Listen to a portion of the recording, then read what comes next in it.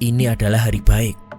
Uang 5 miliar yang sempat dijanjikan sudah bisa diambil hari ini, dengan catatan minuman itu harus diminum sebagai syarat apabila ia ingin uang gaibnya dapat ia terima hari itu juga. Dan bodohnya, meskipun adanya firasat buruk dan juga ia yang semakin gelisah, Parianto tetap mau meminum suguhan tersebut. Dan benar sajalah, Parianto telah masuk ke dalam jebakan kematian Mbah Slamet.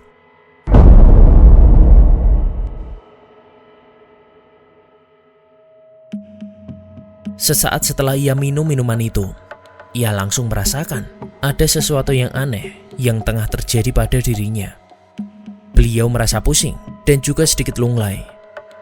Menyadari jika nyawanya benar-benar terancam, Parianto pun kembali mengirim pesan kepada anaknya dengan voice note sembari berbisik seperti berikut.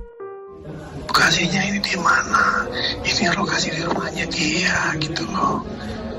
Masih satu kampung. Ini orang tuanya sekitar 100 meter baru rumahnya dia. Sama aja. Namanya kan Slamet. Kayaknya sih waspada aja. Ya dia sih pernah bilang ngasih ayah 100 lebih. Cuma ini waspada aja. Takutnya namanya aja kan gak punya teman, gak punya asisten, gak punya ajudan, gak punya rekan-rekan yang orang kaya percaya lagi. Makanya ya agak sedikit ngeri gitu loh. Apalagi tadi di hutan, ayah gak sadar. Awalnya ngantuk mulu habis minum Pocari Sweat. Tidur lagi sampai ayah lagi bersila nih sambil nunggu. Kepalanya langsung tidur di bawah. Kan aneh. Dia ngomong kayak orang mabuk. Dia ngomong sendiri kayak orang gila. Ya udah ya. Moga-moga selamat sampai tujuan dan sukses. Amin. Dan benar, pesan voice note tersebut merupakan pesan terakhir dari Parianto. Ya, minuman yang sebelumnya diberikan kepada Parianto telah dicampurkan dengan racun potasium cyanida dan juga obat penenang, sehingga mengakibatkan Parianto meninggal saat itu juga. Untuk meninggalkan jejak, Mbah Slamet kemudian membawa jasad Parianto menuju ke jalan setapak dekat kebun sayur yang berada di lereng sebuah bukit yang menuju ke hutan Wanayasa. Kemudian Mbah Slamet menguburkan jasad Parianto di sana. Pasca kejadian itu, selama beberapa hari, Mbah Slamet merasa senang karena ia berpikir masalah Parianto sudah selesai dan tak ada jejak yang ia tinggalkan. Tanpa ia ketahui, SL yang sempat diberi wasiat sang ayah untuk melapor apabila tak ada kabar darinya pun menghubungi anggota keluarga yang lain sembari menjelaskan tentang pesan sang ayah yang telah pergi ke Banjarnegara untuk menemui seorang dukun. Mengetahui hal ini, pada hari Senin 27 Maret 2023, keluarga Parianto langsung melaporkan kejadian yang menimpa sang ayah kepada pihak berwajib dan menyatakan kalau Parianto telah dinyatakan hilang. Menanggapi laporan ini, pihak kepolisian Sukabumi langsung berkoordinasi dengan Polres Banjarnegara untuk menyelidiki soal adanya laporan ini. Namun di sini, pihak kepolisian baru menuju ke lokasi kejadian yang sudah dilaporkan pada Sabtu 1 April 2023 untuk melakukan penyelidikan lebih lanjut. Namun, saat sampai di lokasi rumah Mbah Slamet, polisi tidak mendapati keberadaan Mbah Slamet. Beberapa warga menyatakan kalau ia sedang keluar dan tak tahu di mana. Namun tak berhenti sampai di sini, pihak kepolisian terus menunggu dan menyisir lokasi sekitar. Hingga pada akhirnya, Mbah Slamet pun berhasil ditangkap pada waktu subuh keesokan harinya. Ia berhasil ditangkap di jalan setapak menuju ke arah hutan dan tak bisa berkutik saat ia disergap jajaran Polres Banjarnegara. Setelah ditangkap, ia langsung dibawa ke kantor untuk diinterogasi serta dimintai keterangan soal adanya laporan tentang hilangnya Parianto. Dari penyelidikan ini juga diketahui kalau Mbah Slamet ternyata merupakan residivis yang pernah ditangkap akibat kasus pemalsuan uang di Pekalongan. Setelah dilakukan pengembangan kasus, Mbah Slamet akhirnya mengakui kalau ia telah membunuh dan mengubur Parianto di kebun sayur miliknya sekitar 2 km dari rumahnya. Partner in crime-nya, yaitu Budi Santoso, akhirnya juga ditangkap. Keesokan harinya, Pada tanggal 3 April 2023, bersama dengan Mbah Slamet, pihak kepolisian melakukan penggalian di lokasi Mbah Slamet menguburkan Parianto. Dan benar saja, di sebuah jalan setapak menuju hutan itu, jenazah Parianto ditemukan, lengkap dengan pakaian terakhir yang ia pakai dan tas yang berisi identitasnya. Berawal dari penemuan ini, pihak kepolisian pun terus melakukan pengembangan kasus, hingga terbukalah satu demi satu kasus penipuan hingga pembunuhan yang dilakukan oleh Mbah Slamet pun terungkap. Ternyata Parianto bukanlah satu-satunya korban, melainkan satu dari belasan korban yang sudah dihabisi oleh Mbah Slamet.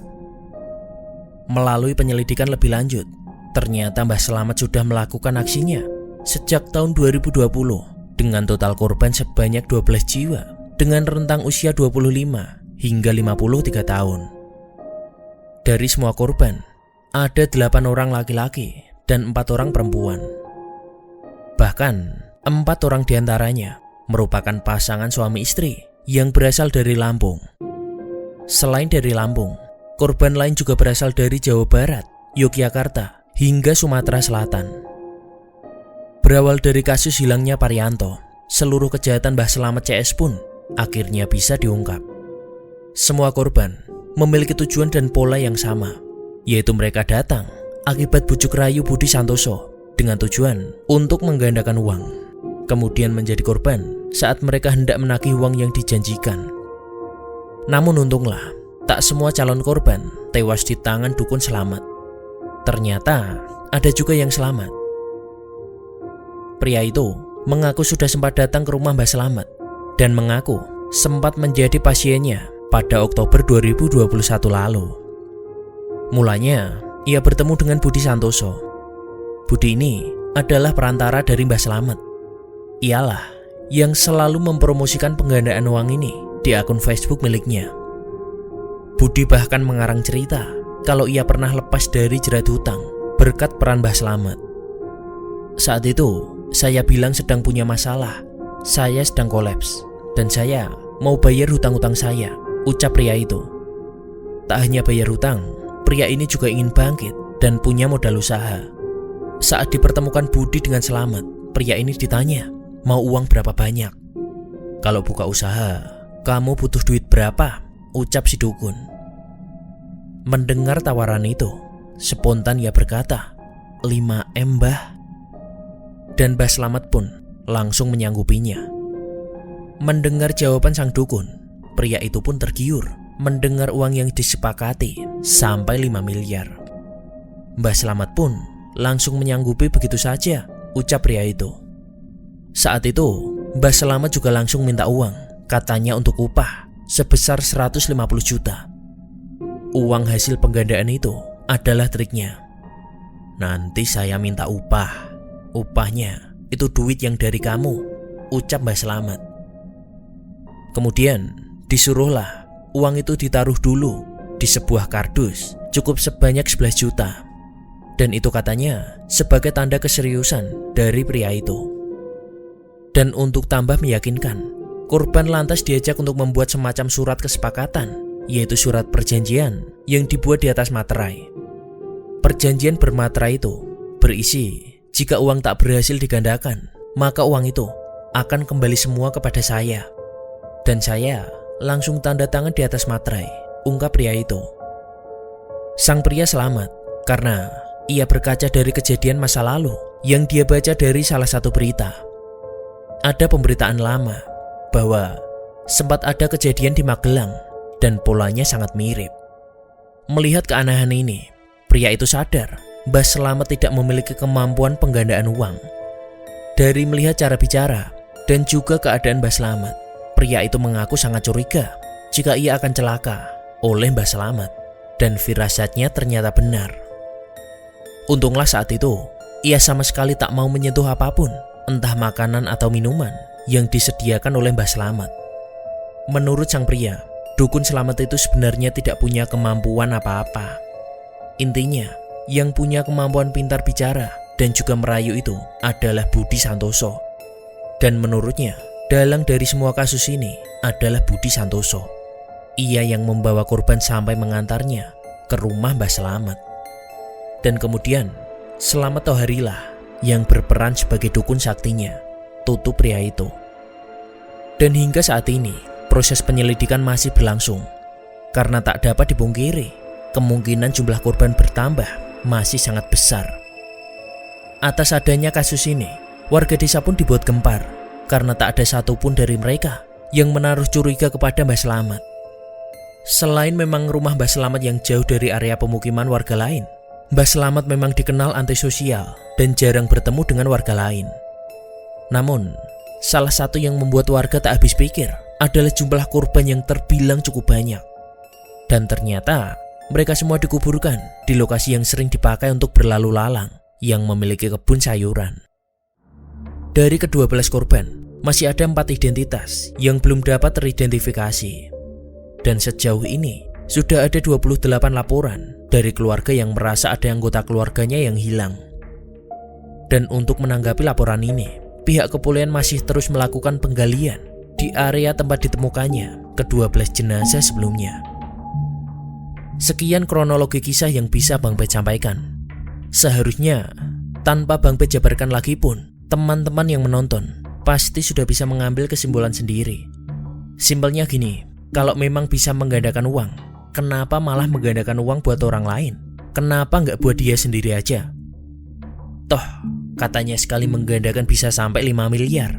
Pasti udah cukup dong buat nggak kerja seumur hidup. Memang, pastinya orang-orang yang percaya adalah mereka yang sedang kepepet. Tapi kepepet macam apa yang masih bisa bayar mahar 70 juta? Ya pastinya orang-orang yang sangat bernafsu biar bisa kaya cepet, nggak pakai kerja. Ayolah, semua itu yang wajar-wajar aja. Nggak ada yang namanya penggandaan uang. Misal pun pakai pesugihan, itu hanya tipu daya setan, dan itu cuma di awal. Penyesalan selalu datang di akhir cerita. Tapi kalau masih ada yang mau jadi korban selanjutnya, ya silahkan aja datang ke dukun sakti yang katanya bisa nggadein uang. Syukur-syukur kalau kasusnya bisa diungkap.